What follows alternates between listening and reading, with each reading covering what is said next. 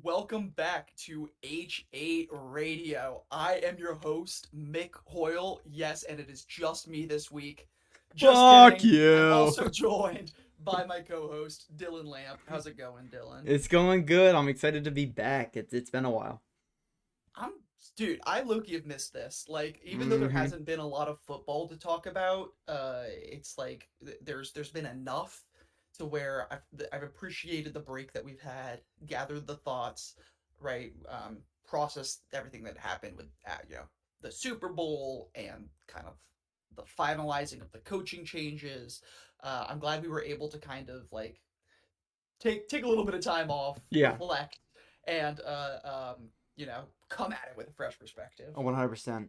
And I guess sort of talking about that Super Bowl. I mean, it was kind of a stinker, wasn't it?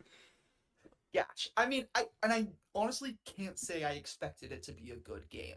I think if you had asked me the score of like what the Super Bowl would have been, I would have told you it would have been like a two-score game. Yeah, for you sure. know, so it's just like we'll get right into it. The Seattle Seahawks are your Super Bowl 60 champions, defeating the New England Patriots by a final score of 29-13. Yeah, honestly Um, beautiful. I'm happy that the Seahawks won and that I'm glad that they I don't know. I hope no people are hating on Sam Darnold. Like he's never gonna do enough. The three of us have talked about this a little. Um, and obviously like you just know people are going to discount this Super Bowl because it's the fucking Patriots on the easiest run of all time. And that just kind of sucks for Seahawks fans. But at the end of the day, you gotta just appreciate a Super Bowl win. It's a Super Bowl win. It took a lot to get there. So Definitely. I've been seeing a lot of discourse. I'm just really jumping right into it. I've been seeing a lot of discourse and about are the Seahawks the best team in the league? so And there was that stupid. whole thing, right? Right, yeah. There was the one of the defensive players was like, if you still don't think we're the best team in the league, like fuck you, like, I'm with uh, them. yeah. And no, I very much was with him too, and I can understand I can understand the argument for maybe why the Seahawks weren't the best team in the league, but ultimately, dude, they lost 3 games the entire season. Like Hmm. what a season by the Seattle Seahawks. I think they truly are the most well-rounded team in the NFL. Besides, I would argue, the Rams. And Exactly. guess what? That was the Super Bowl, was the NFC Championship game between the Hmm. Rams and the Seahawks. These were the two best teams in the NFL that faced each other. I think it's kind of unfair to say that the Seahawks aren't the best team in the NFL because maybe you would say that the Rams are, and the Rams or whatever. I also am like confused as to who exactly, what other team could you really argue? No one is So gonna they're argue the certainly not in the Patriots. AFC. I mean, besides the Yeah, Jaguars, of course. yeah, But of course. of course. Dude, and this is just something I wanted to talk about, which is like we literally had to start the podcast because I was like, we there's so many things we have to talk about. I want to save it for being on the mic. Hmm. The just the AFC was so bad this year, and this just epitomizes it, right? A 13 like pitiful performance from the Patriots. Everybody knew all season long how fraudulent they were. It was constantly talked about, and the Patriots, with everything to prove, go out and show everyone right. This just proved to every single stat guy, every single pundit, every single dude on their couch who watches football, saying this Patriots team is not that good. There's super obvious holes in it, and if this is the representation of the AFC, that means the AFC was really bad this year. Yeah, it's been hurting me because obviously you and Brandon are two NFC beast enjoyers, and I'm Yeah. sitting here as a champion of the AFC South, right? And I understand and I agree, and so it does hurt me. I think unironically that the Jags, I do like bite like argue with a wall if you disagree with me, but I do genuinely think the Jags were the best team in the AFC, and I think that the early playoff exit was more to not to coaching or to player ability, but just an experience in the playoffs. We're talking like first year head coach, um, like a team that was sort of ragtag. Like put like we made a lot of changes in the off season to get, and we really put shit together. Like throughout the year, I think, um, that like if it was a more playoff experienced team, that we would have made a farther push, but that obviously did not happen. But yeah, I mean, yeah, the fucking AFC other than the Jaguars was like complete dog shit. And really like all the competition was in the NFC. So like I I feel for like all our dear Seahawk enjoyers. We don't have any in the league, but um, this is just like the kind of shit that you have to deal with when you talk to a normie. When like when you just like being like, ah, well, actually, the Patriots were really ass. It's like, well, like that's not like what fucking matters. Like like it was Yeah, they played in one of the most difficult fucking probably I would say the most difficult division in football last year. 100%. One Wasn't even hundred close. percent, not close, right? And they Three teams above 10 wins. yeah, and they came out on top. They beat I would say like you said the Rams are right there with them. Like I would say they were 1A and 1B, but they beat them back to back once in the regular season and once in the playoffs. Like there's not much more you can ask for out of this team, and like so like only normies are gonna disrespect this win. Yeah, no, I totally agree. And just I was thinking back to um so I was like, yeah, so the Seahawks beat um the Rams obviously, but I was like, well, who did they play? Who did they play before then? It was the 49ers Mm-hmm. where they won 41-6 in a Spanked. playoff game. Like It wasn't even a game. not only do I think the Seattle team is the best team in the league, I've been saying that about the Rams. Rams played their butts off. I think Rams might be number two. Um, I was wrong there. Seahawks are the best team in the league. They I think they proved it at every single chance they got. For sure. Uh, Blowing out the 49ers, um, uh, beating the Rams in a best of three, right? After splitting the regular season series, um, getting that home win. Everybody knows how elite the Seahawks stadium is and how awesome their fans are. It is they're like the fact that they beat they got to play the Rams at home was just a genuinely huge For advantage sure. uh, because of I feel like I'm a little bit of a skeptic on like home field advantage. I know it's a thing or whatever, but the Seahawks to me are where you can really see it, and you're Yeah, like, this stadium is loud. These guys can't really hear. Uh, it's such a even the stadium design. It's got like a very European soccer stadium design to it, where it's very steep. And not as bowl like, so it feels like the fans are like on top of you. yeah. Just like Very so Lane silly, but just like Stadium esque, some may say, but very Lane Stadium esque, getting as my you might brownie say. points with our Virginia Tech listeners. Yeah. And I've got to represent Yeah, Brandon's when he's even gone, I though got to he do that cannot for be him. here. Yeah. But yeah, I also kind of want to push back on the narrative of people saying that it was a boring or bad game because to me, I really well I can hate watch the Patriots for the rest of my life and be happy. Sorry to my girlfriend's family. um, but uh, I really enjoyed watching the best team in the NFL play like the best team in the NFL. And uh, I went crazy when Giants legend Julian Love got that interception that kind of almost like kind of tore the game open for the Seahawks, kind of put the kibosh on really the Patriots' attempts. I had a great time watching my absolute goat Kenneth Walker pop off and win Mm-hmm. Super Bowl MVP. That's Cup yours, player Kenneth Walker Should right have been there. Jason Myers, Um, but we'll let it Held slide. down my flex all season long, dude.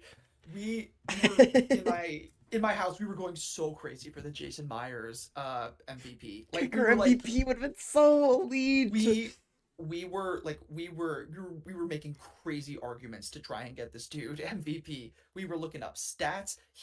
Uh he I think was responsible for like the most points besides a kicker in NFL, or besides a quarterback in Super Bowl history. He set the record for most field goals made in a Super Bowl game. Like he did basically everything he could possibly Yeah, do. Uh Unfortunately, he did not become. You ready for this, Dylan? Fun fact: the second special teams player to ever win Super Bowl MVP. Do you know the only guy? I can't say I It's do, it's Desmond Howard, Uh-huh. like the talking head that's on the college football game Really? show. Yeah, I'm yeah, I yeah. I He wasn't was hip. a really good player at Michigan back in the day, and then was like a utility guy in the NFL. And in some Super Bowl, I forget exactly which one it is. I looked it up. Maybe I'm not gonna remember it. Whichever Super Bowl it is that he won Uh-huh. MVP, he I think scored what might have been the only touchdown of the game, which was like a 99-yard kick return or something. That's so And they just tough. gave him the MVP because they're like, Because we he don't know who deserved else to give it. it Oh, to. it's so Yeah. elite. So Like, I was hoping Jason Myers was gonna get that. That would have been sick. yeah. Oh man. But yeah, Well, like I just think that's yeah, like we've been saying, this the Super Bowl was just an epitome of the NFL season. This super competitive NFC East, and it seemed like nobody in the AFC really wanted to win. Like, mm-hmm. and the Patriots win enough, stumble out of the AFC, and ran into the buzz saw, the like the finely tuned blade of the Seattle Seahawks, and uh, got their butts kicked. Yeah. My favorite part of my favorite stat, I think, of the entire Super Bowl was that Drake May put up statistically the second worst performance by a quarterback in Super Bowl history. And that makes me so happy Yeah. as a UNC hater and a Patriots hater. Like, something inside of me was healed. Yeah. I mean, like, I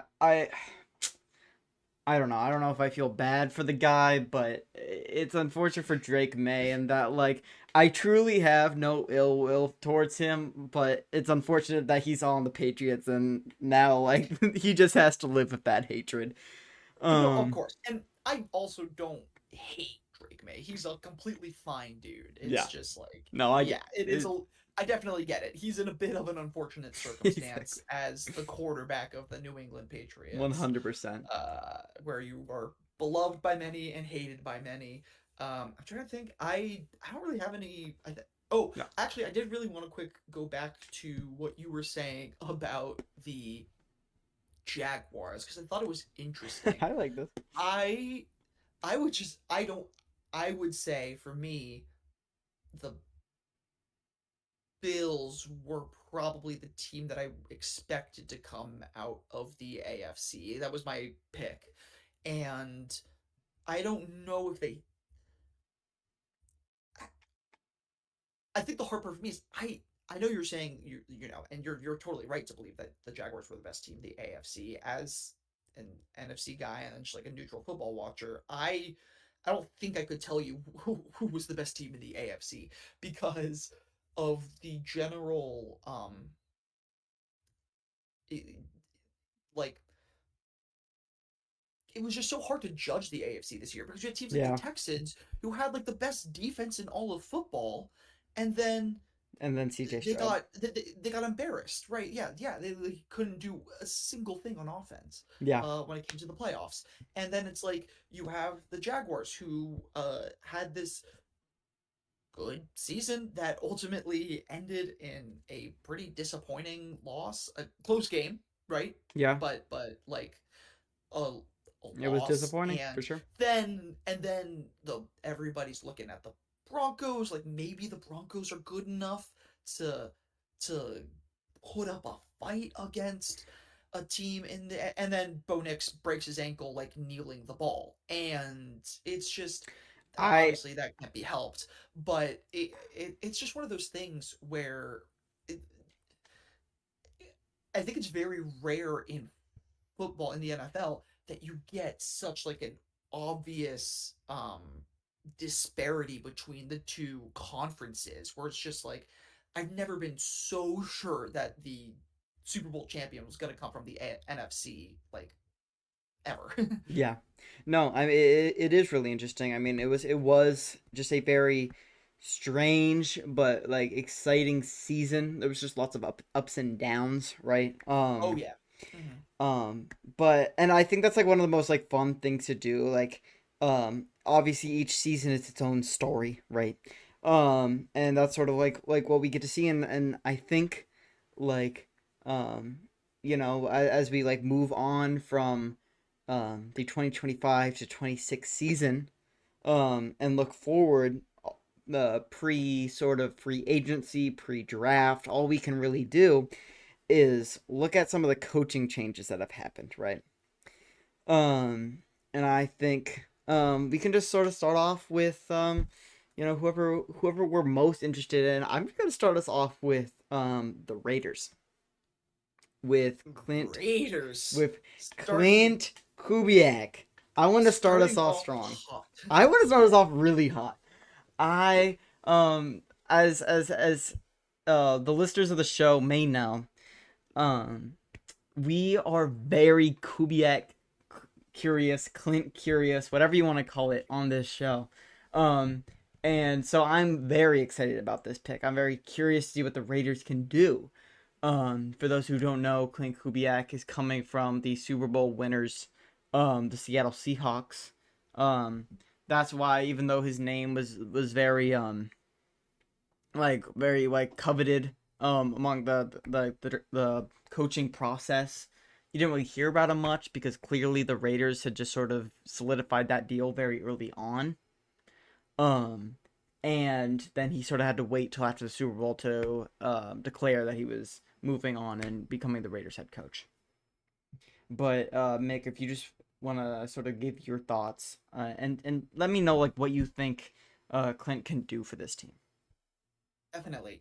Um, I yeah, I spoke on this podcast about uh my I remember just being a young naive little boy when the name Clint Kubiak was first pitched to me as the idea of being a Giants head coach, and I was like, I don't really know much about him. Like he seems kind of cool. He's like Seattle's offensive coordinator, and like Uh they've done huh. some cool stuff this year or whatever.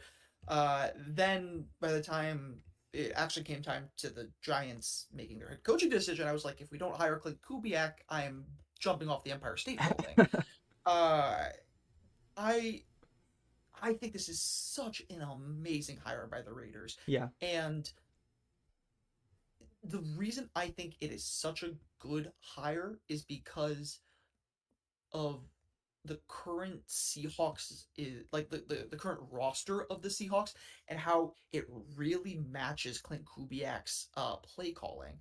Um, Kubiak is from the Sean McVay, Kyle Shanahan tree of guys, where their offensive focus is widespread, so wide offenses, heavy rushing attacks, lots of play action, Mm-hmm. um, and also um, and so he likes Clint Kubiak likes to do things like right like I said, heavy emphasis on the rush, guess who you just got as your running back? Ashton Jeanty, awesome rookie season. Uh-huh. Ups and downs, but I think overall that was a very solid rookie season. 100%. Um, like he really, especially towards the end, And all he things put like together a couple of considered based really off of good like his games.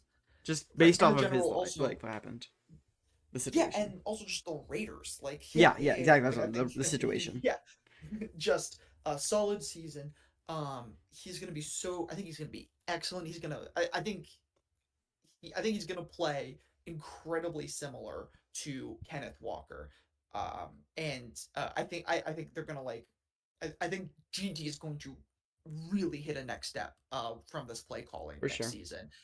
Because I think GT and Kenneth Walker are incredibly similar running backs. Although GT needs to learn the patience that Kenneth Walker has, but they explode when they hit the gap the same way. Um, I think a guy like Brock Bowers is gonna thrive amazingly in this For offense. sure. When you think about the Seattle tight ends, there were a couple tight ends that like you never Barner. heard of, and they were low-key popping off. There was Barner, there was another guy. They had like three white tight ends that they kept rotating between, and I could hardly tell which one was which, but they all came in and they all played well. Now what you do when you consolidate that into just one really good tight end, at least like physically and athletically in Brock Bowers, seems like it'll be a match made in heaven. So uh, I Well, just think I the roster construction of the Raiders matches his offense. I think he's going to have the chance to go out and get, I'm assuming he's going to go get Fernando Mendoza with the first overall pick, who like we can speak on behalf of Kurt Signetti. We know how good of a coach Kurt Signetti is. He probably has. I think he's probably trained Mendoza really well. The type of guy that could probably just walk into an NFL team and be ready to compete. This just this just everything about this screams like good hiring. Uh, uh, Big boom next year for the Raiders. Yeah.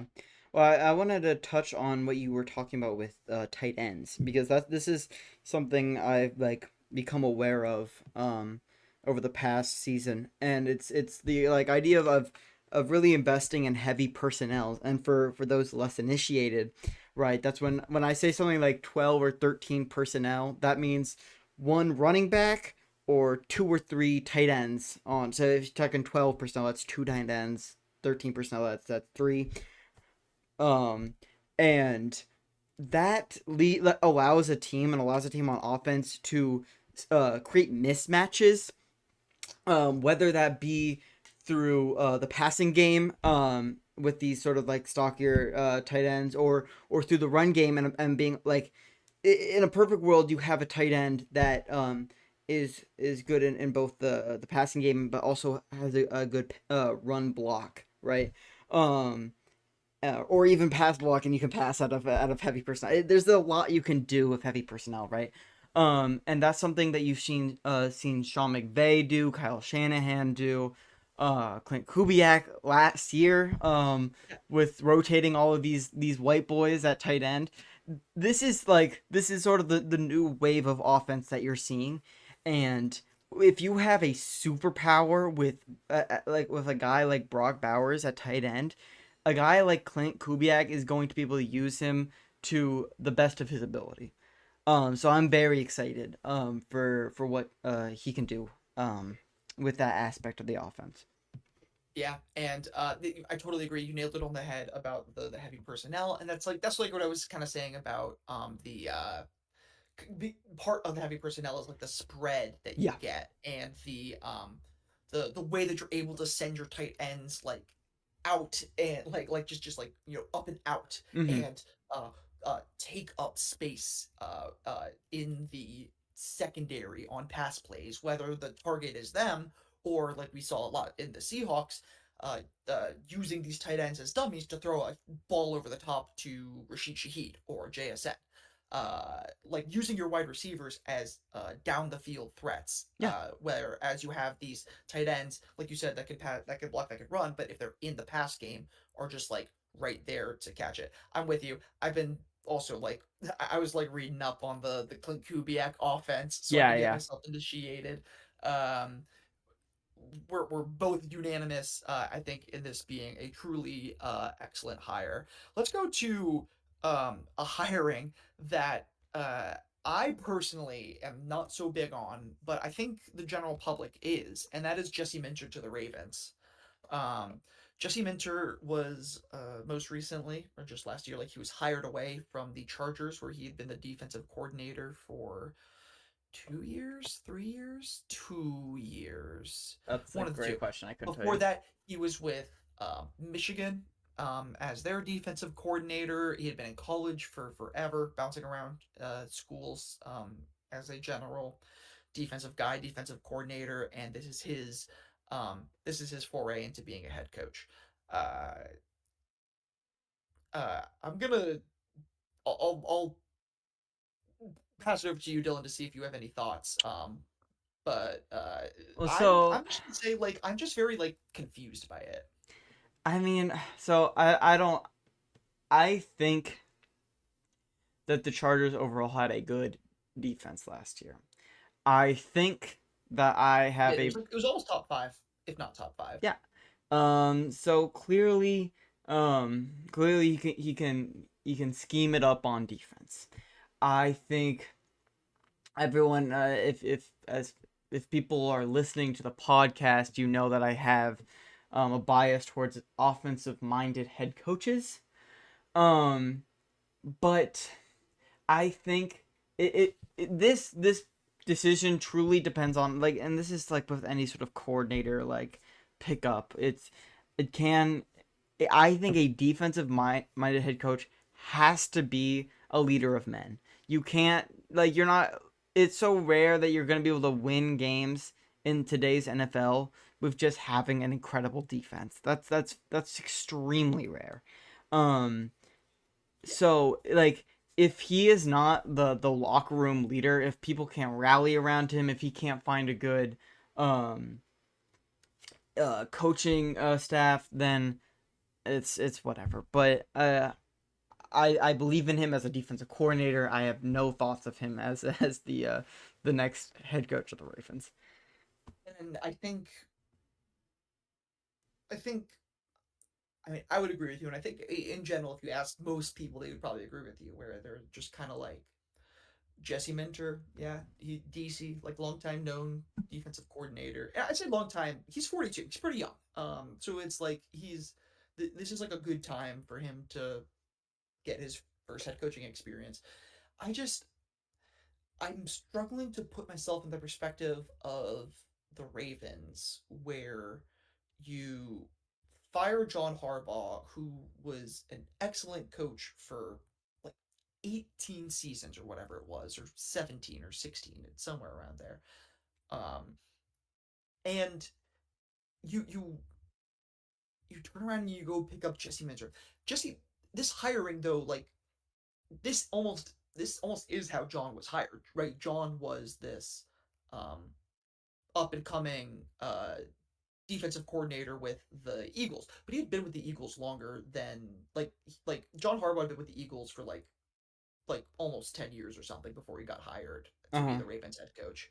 So you go get this guy who's been only coaching in the NFL for 2 years after being a long time kind of college defensive coordinator.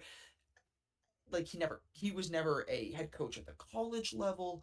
Um, it's just you have Lamar Jackson and Derrick Henry and uh um a elite defense with really good players and not the offensive line that you used to have, but I think still a competent offensive line.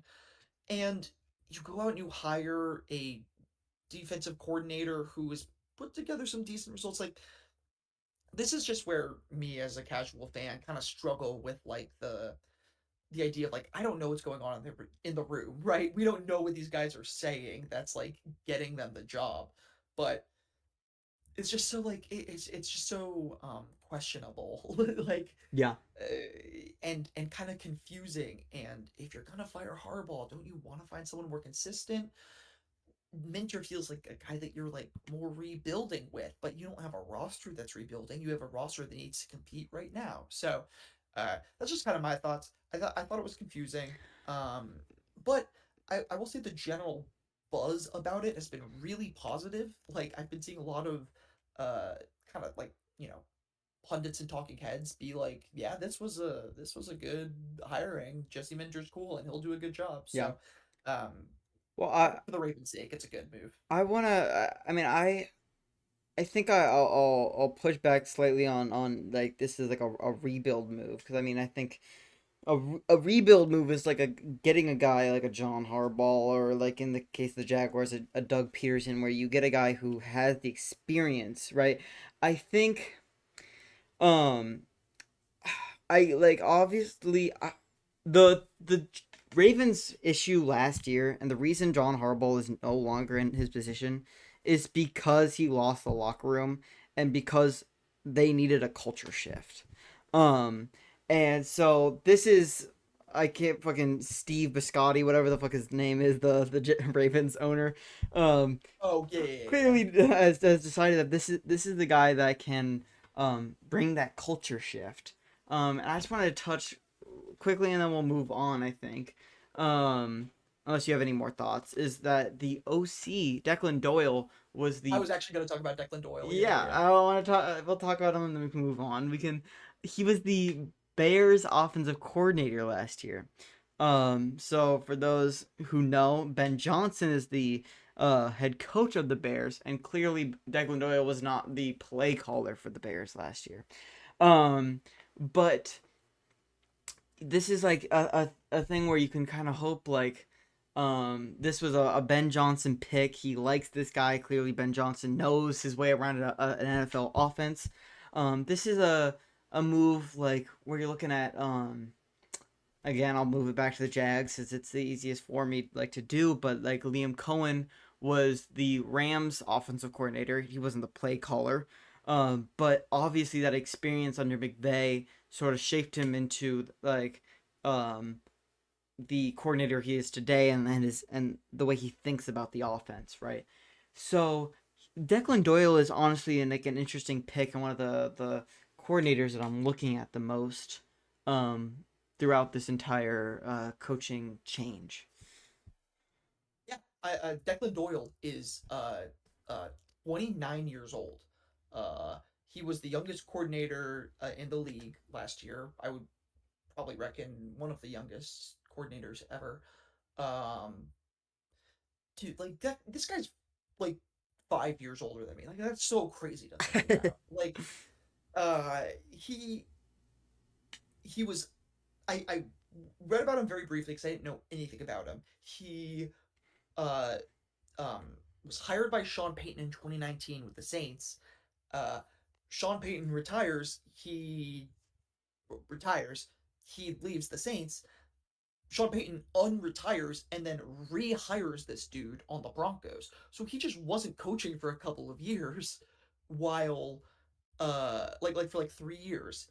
And then he just shows back up as the tight end coach of the Broncos that somehow lands him the OC job at the Bears, and it's now immediately landed him the OC job at the Ravens. Uh, like you said, Ben Johnson loves this guy. He thinks he's like super smart.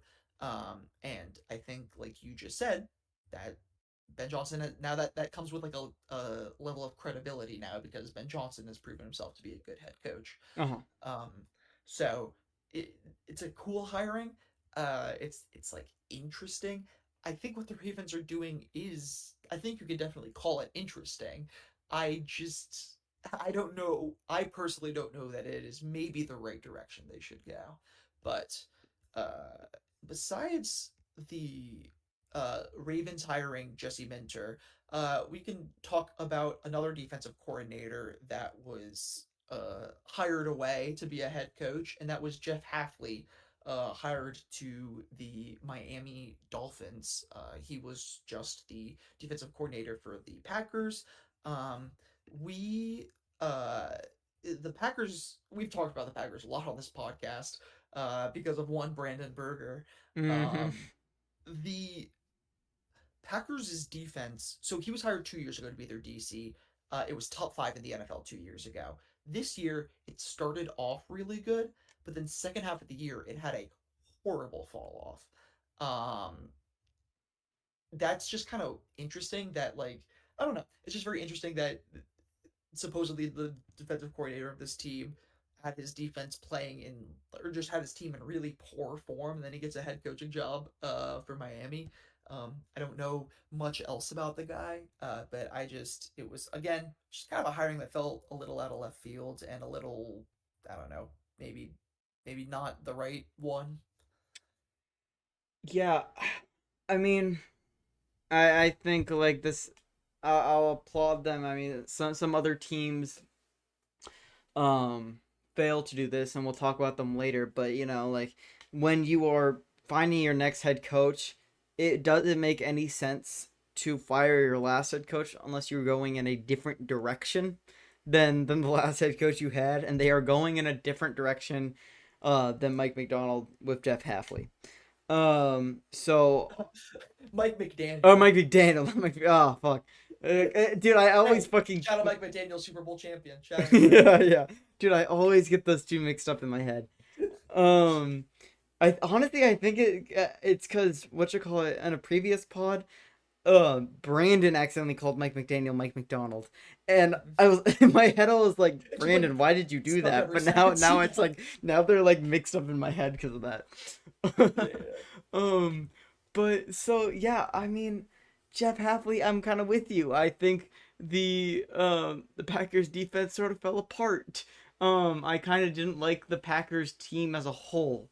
Um, but I really I don't know. It's not my favorite. It's not my favorite pick. The only like personal anecdote I have on this is that the Jaguars defensive coordinator Anthony Campanelli, which or Nelly or Nile or however you want to fucking pronounce it, because in an interview he said like lol, like literally like everyone pronounces my name differently, and like he never like went further onto actually how to pronounce his name. So he just sort of Yeah, like everyone says it wrong. he's just like I do clearly this like too. kind of accepted that like no one's ever gonna pronounce it correctly. Um but he got a second interview with the Dolphins and it was looking like he might get the job, but he didn't. But so now you've gained a little ball knowledge because I promise you Anthony Campanelli will be a name you will be hearing about next year. um but yeah, I mean, I think that Halfley is like a safe pick and that like they really didn't do much, and I think the Dolphins are going to continue to be property, and I feel bad for the Dolphins fans, but what can you do? Yeah, Um, yeah. I also kind of feel like really quick. I was just gonna yeah, say, yeah. I also kind of feel bad for Bro. Like he gets hired, and then they just like cut Tyreek Hill. Like you probably can't put Tua out on the field again. Like Well, you have Quinn Ewers. What's there to good, worry good about? luck. Yeah, good luck, bro. Just like good luck. Yeah, I okay. Actually, this does like bring me back. I was talking to um my dad about this. Because we were talking about the Saints and talking about former Eagles legend Kellen Moore, and like picking up that job, and it's like if I'm like a guy like Halfley's 42, he's young, or I'm a guy like Kellen Moore, also a young like coach. I'm sitting here and I'm like, do I want to go to a team that has like truly zero future prospects, and just sort of like hope that I fall into like a player I can build around? Or do I bet on myself and um like wait for a better job to open up? And so my dad was more on the side of head coaching jobs um don't come around that often, so when you get one you gotta pick it up. But also there are guys like a Ben Johnson who was with the Lions for a long time and declined offers, and then he's landed with the Bears, and clearly that's worked out very well for him. So I don't know if I necessarily like lean one way or another, but that's just something I've sort of thought about, where it's like um it is sort of a balancing act of with that, and something to think Certainly, about.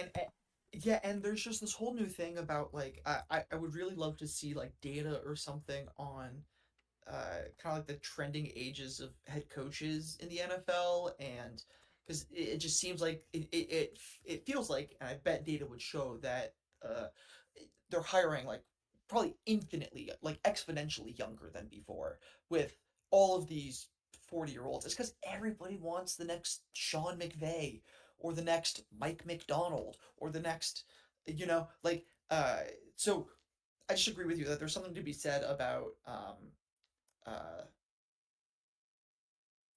cutting your teeth, and can you only do that as a head coach, getting that experience, or obviously, well, not only, but like yeah, is previous head coaching experience, does previous head coaching experience matter anymore? It seems like it doesn't. um I'm kind of like with like you. clearly not anymore, based on the general hiring trends. um I'll let you pick who you want to talk about next. Well, I was gonna talk about this guy after I don't know what we were talking about, Jesse Minter and Declan Doyle. Seeing as though Declan Doyle was not a previous play caller, we can move on to someone who was also not a previous play caller in Cardinals head coach Mike LaFleur. Um, who Who literally who if you are who asking that Megalore? question, I promise you you are not alone. I um also promise you that there it is not Mike. There is in fact another one. yeah. There's what you said. There's it. I promise you, it's not Oh, Matt. did I say Mike? I meant to Yeah, say Matt. Yeah. yeah. It's not Right, Packers. exactly. It's not Packers legend Matt LaFleur, but his, I believe his brother Mike. Um. So he was with the Jets from 2021 to 2022 as their offensive coordinator. Obviously, any as John Asonis has been following the Jets for forever now, a huge Jets enjoyer. Since he was 6, I believe. He's always told everyone that he's a huge Jets fan. So he would know that he was the coordinator there. Um, and obviously, as any good Jets fan would know, that ended terribly. The Jets are poverty. So from then, he then moves on to the Rams, and he was the offensive coordinator there, but not play caller from 2023 to 2025.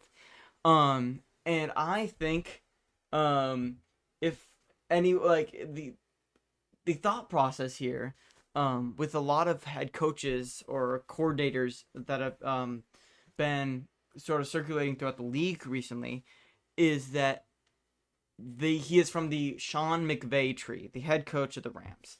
Um, a lot of people who have succeeded, either in college or in the NFL, have come from Sean McVay or the 49ers head coach Kyle Shanahan. That's sort of like a thing you'll hear if you pay attention to the league, is that you'll be like, oh, he comes from the McVay tree. Oh, he's fucking based and fucking red pilled.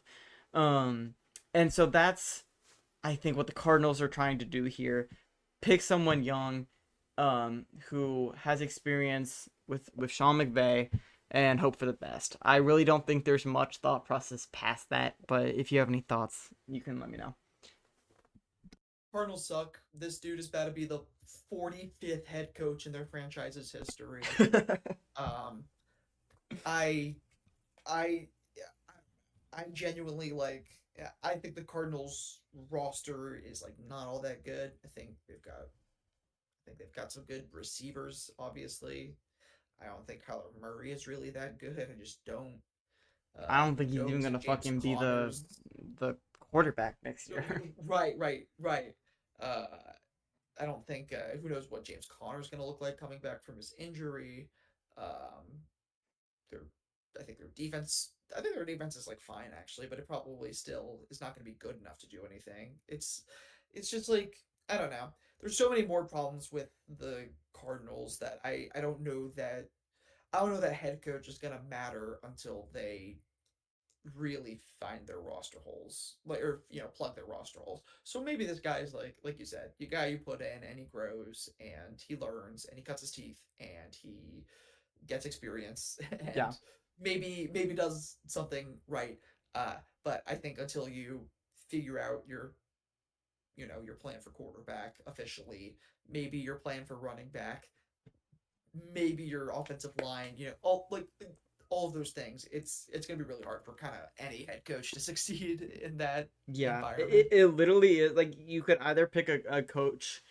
Like I think the Cardinals could have done anything and it would have been like an okay pick because it's either you fucking Mm-hmm. find someone who they think can like rebuild the team, but that's sort of like Mm-hmm.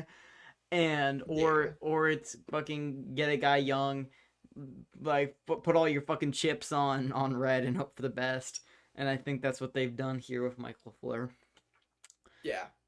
I think we can kind of talk about two guys at once because one we've already talked a little bit in ad nauseum about, which is John Harbaugh to the Giants. Yes. Um, there's not all that much like new or Yeah, yeah. whatever going on because of the off season. We're having a pretty quiet off season, which I appreciate. I'm glad I'm not hearing a lot, and it seems like as of right now everyone's getting to work and they're focused, which is Except for cool. Evan Neal I'm Evan Neal, who once out.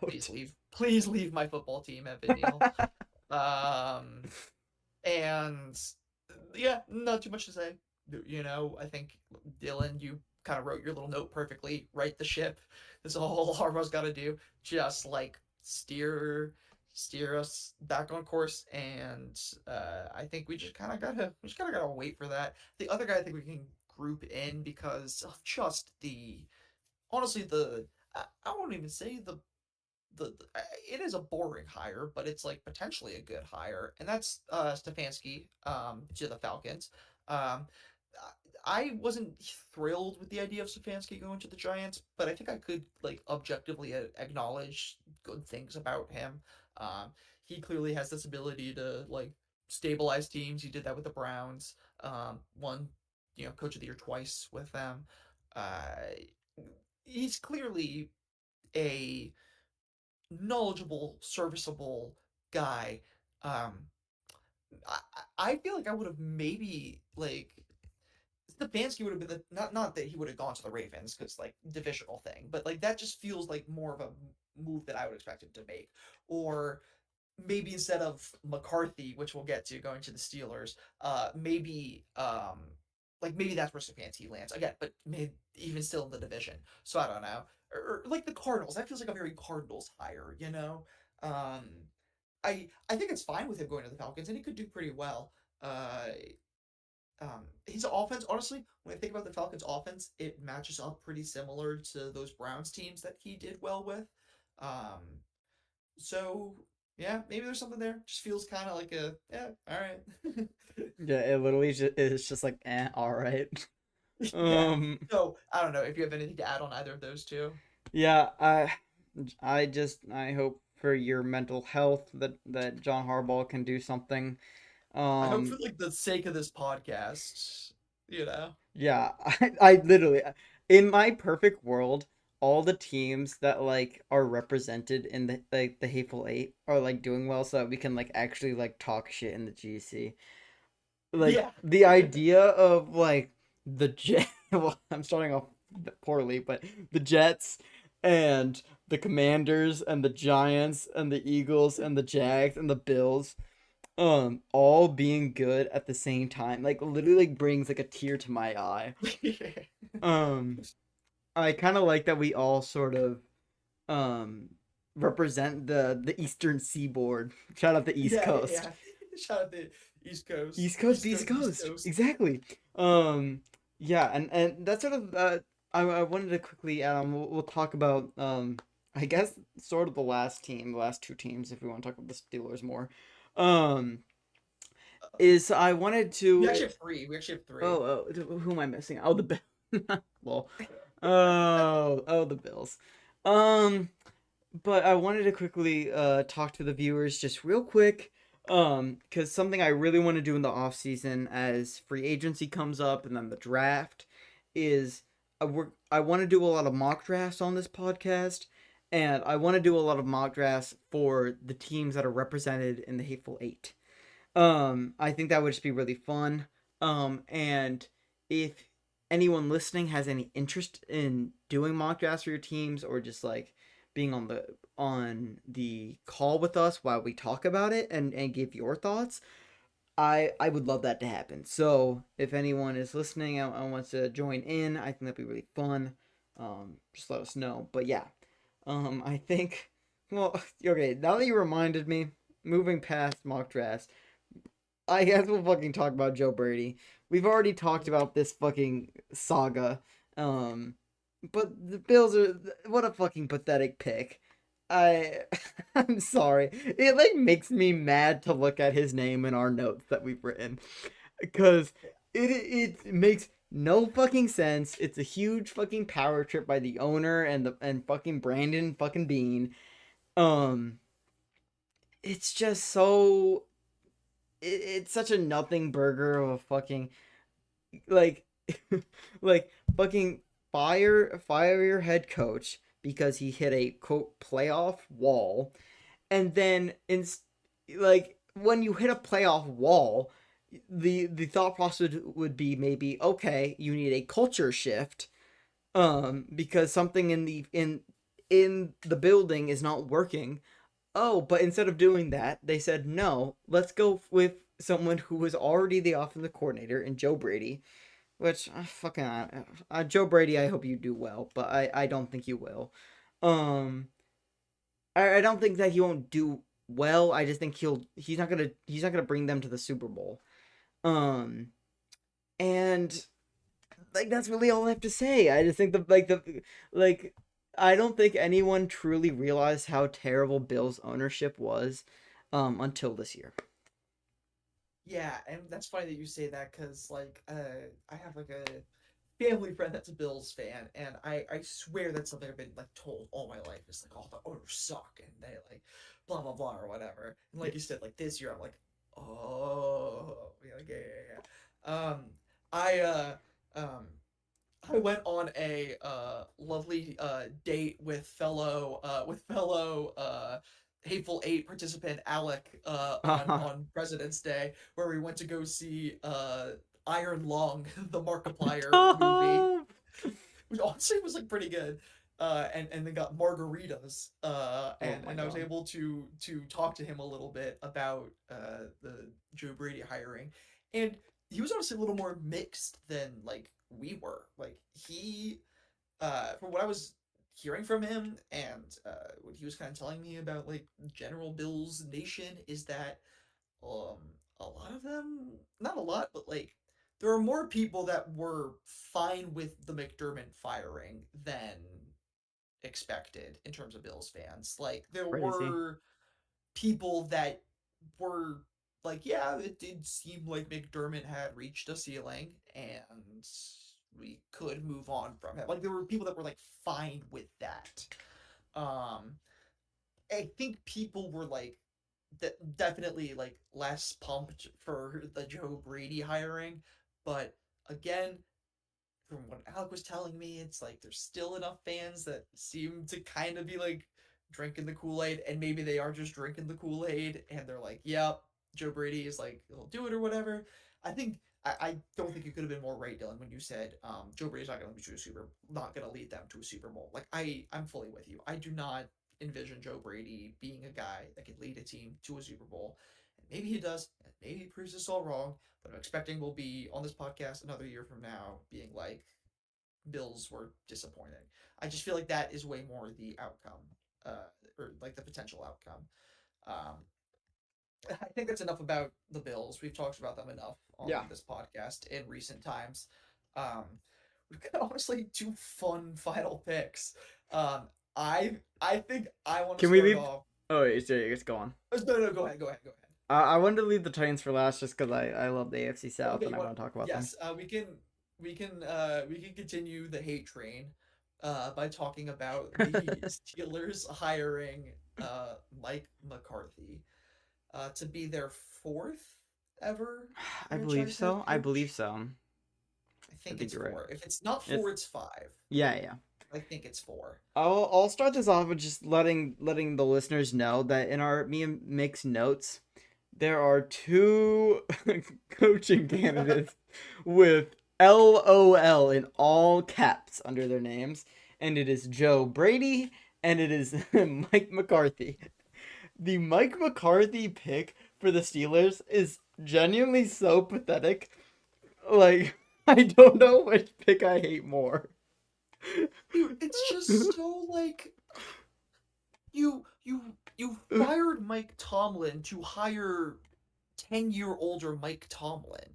Like Literally. it's so it's so confusing to me because I don't know if I talked about this on the podcast or just with you guys or something, but the Steelers for whenever they've made their head coaching decisions, they've the past couple of times uh, right?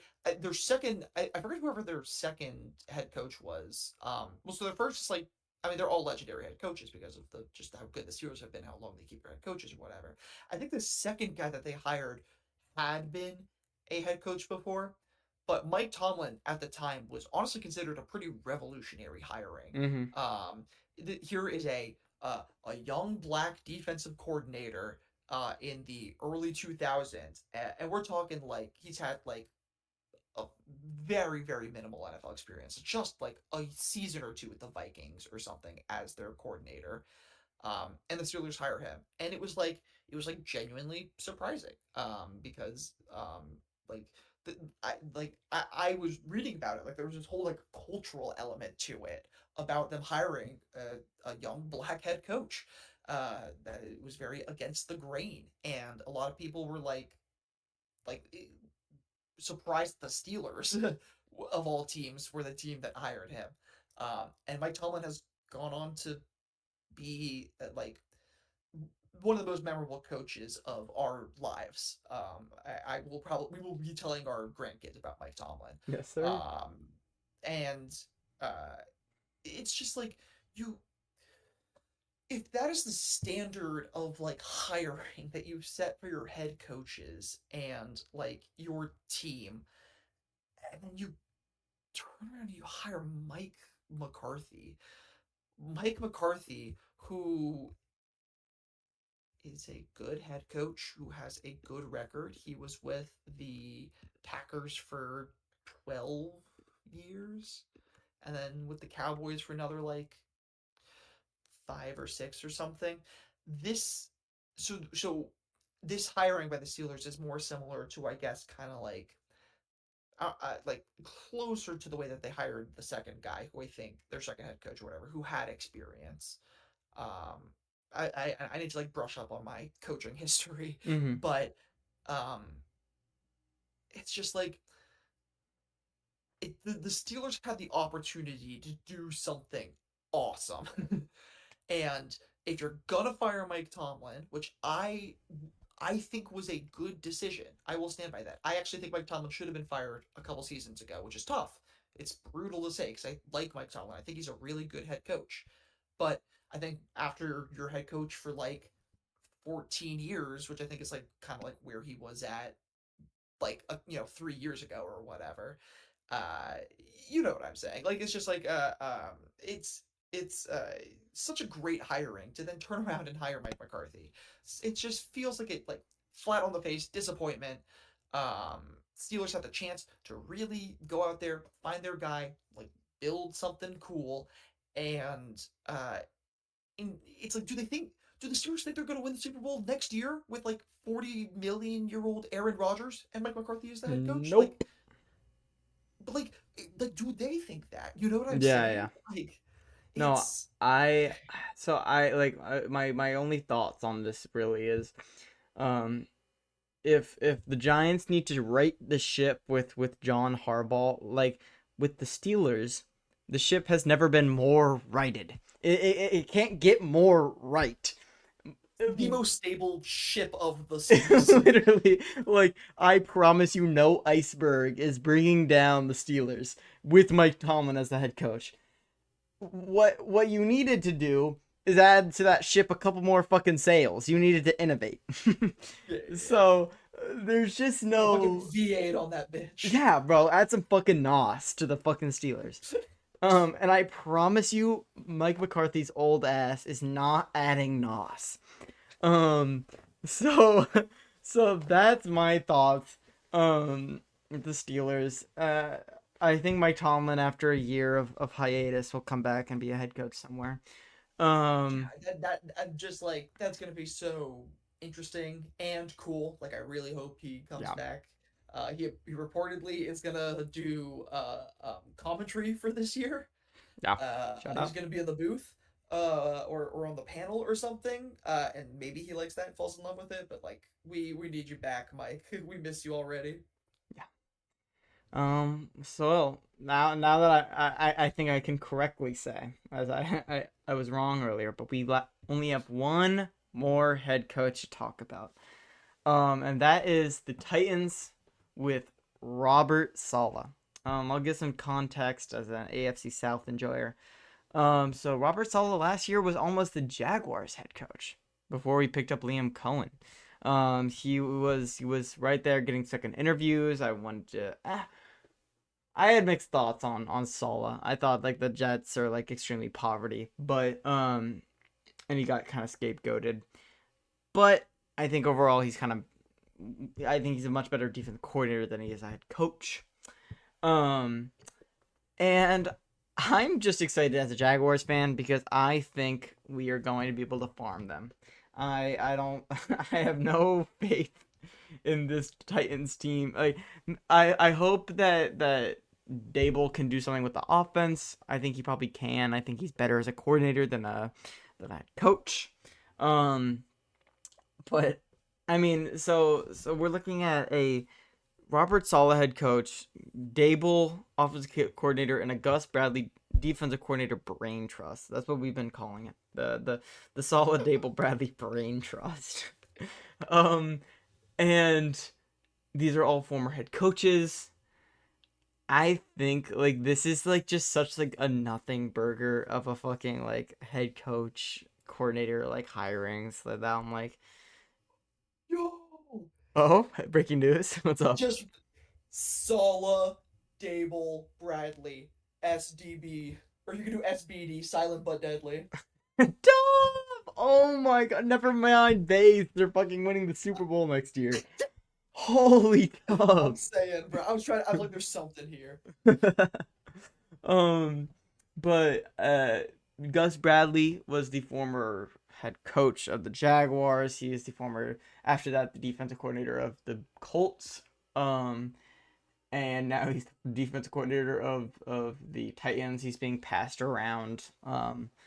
Like a fucking fleshlight. I don't know what to talk. Like there's literally like nothing else to talk about with Gus Bradley. Like he's gonna get spanked by the Jaguars. So that's really all my thoughts. Yeah, it's just like it really just does feel kind of like a reality TV show. Like if you were to ask me, like if you were to give me just like a pick out of the possible choices or whatever, like Sala, Bradley, and Dable just like feels like it could be maybe the funniest thing to ever happen in the NFL. Bro, Like hard knocks to the AFC because South would be listen, so tough. I would want Hard Knocks on this Titans team this year because I just think there's something about Robert Saleh as a head coach who's this kind of like hard ass, like bald guy who like doesn't take any shit. Dable who like got memed to hell as our head coach and literally was unable to be taken seriously by anyone, including the Giants players. And then Gus Bradley, who has just like whimpered out like a wet fart for the past couple of years of his career. Like, oh my gosh, I hope the Titans are good because I just think that would be such a funny outcome if somehow the three of these guys are able to like turn like the Titans of all teams like around. Yeah. No, I'm with you. Hard knocks on this Titans team would be literally like pure cinema. It would like I would expect them to like like a sitcom, like turn around and smile to the camera at the intros. So like there's nothing but like You know pure that cinema. Gable is like hitting an office stare every 2 minutes just because he knows the camera is there.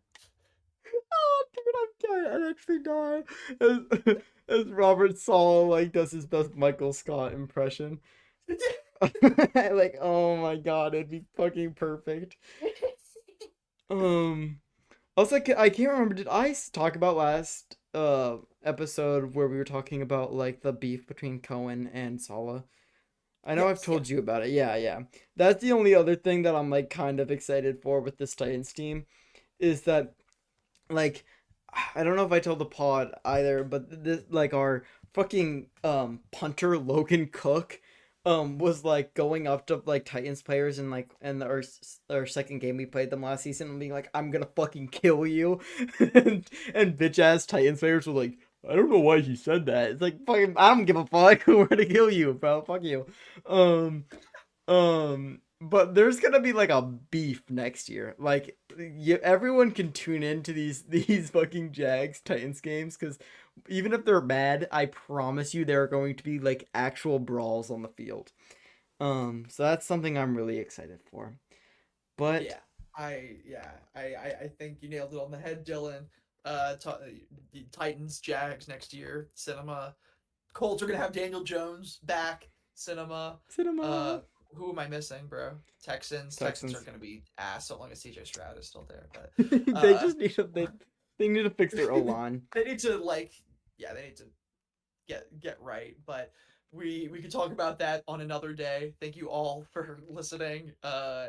Because I am the host this week, I am choosing to end the episode. I love it. Uh, so get owned. And yeah, like Dylan said, if you're interested in doing some mock drafts, let us know. It sounds really fun. I'm excited to get to scouting. I've already been. I mean, I've only really done the first overall pick for the Giants, or three or whatever at five. But like, I'm